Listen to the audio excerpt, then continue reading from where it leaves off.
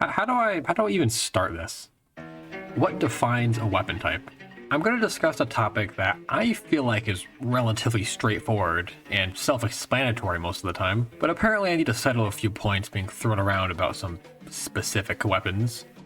Alright, I feel like the first most important criteria to be met is what the weapon is crafted from, since it literally defines the weapon type. All of the brandishes are called brandishes because they're crafted from the brandish.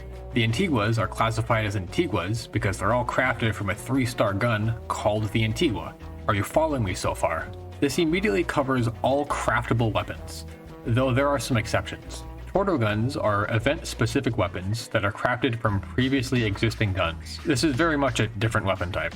I really hope I don't need to explain that the Grand Torto Fist isn't a blaster. This is obviously an exception to this rule. The weapons of the Alchemer and Hazebomb families each have their own crafting lines, but are still classified within their two weapon types, Alchemers and Hazebombs respectively. The reason for this is that these weapons function identically to each other, the only distinction between them being a different stats effect or damage type. Every other aspect of these weapons are literally the same in every single way. Every lower starred Alchemer has Alchemer in its name, and the 2-star Stagger Storm is called the Haze Bomb. It literally can't get more straightforward than that. Also, the Vortex Bombs all have Vortex in the name, so there's that too. In case you've missed it, my point here is that these weapons, despite having separate crafting lines, belong to the same weapon types. This is because there's no distinction between them aside from a stats effect change. Because of this, if a weapon just has a different stats effect or damage type, that isn't a strong enough reason to separate it from others of the same type.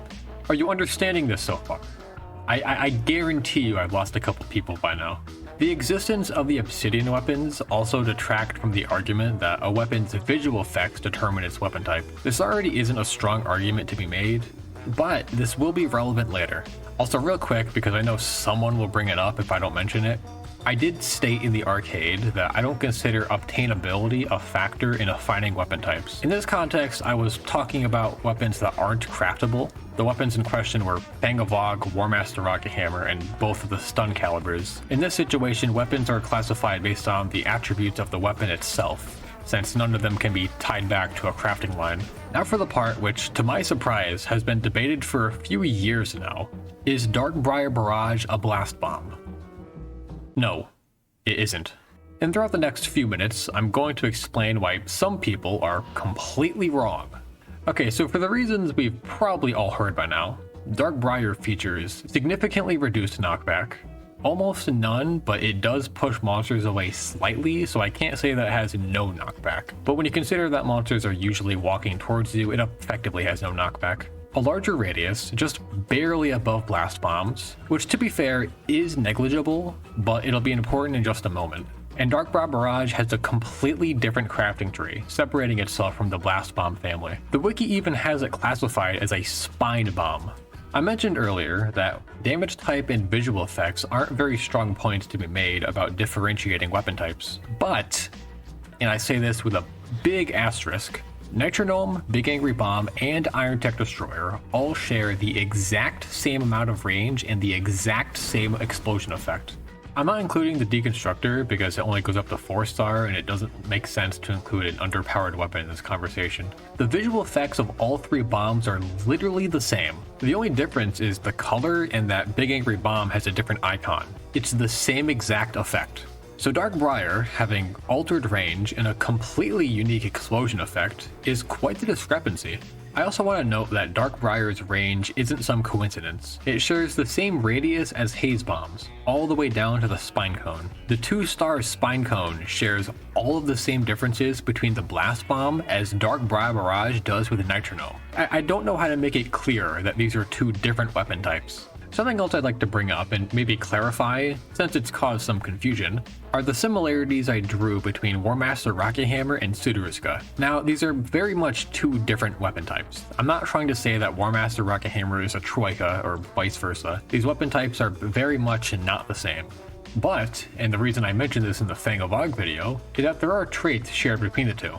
Aside from the dash attack, Warmaster Rocket Hammer's moveset is basically the same, albeit much faster.